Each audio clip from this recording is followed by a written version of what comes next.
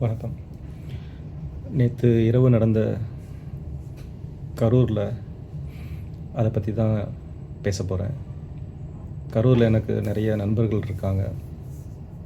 நேற்று இரவுலேருந்து ரொம்ப கனத்த ஒரு இதயத்தோடு தான் இருக்கேன். இந்த சம்பவம் நடந்திருக்கக்கூடாது. நடந்து முடிஞ்சதுக்கப்புறம் யார் சரி யார் தப்புன்னு எப்படி பேசினாலும் இறந்தவங்களுடைய குடும்பத்துக்கு இது ஈடு இணையில்லாத ஒரு சோகம். அவங்களுக்கு என்னுடைய இரங்கலை தெரிவிச்சுக்கிறேன். இறந்தவங்களுடைய ஆத்மா நிச்சயம் சாந்தி அடையணும்.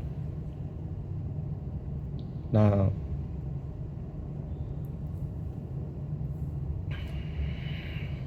நம்புகிறேன். என்னுடைய சிவன்கிட்ட நான் பிரார்த்தனை பண்ணிக்கிறேன்.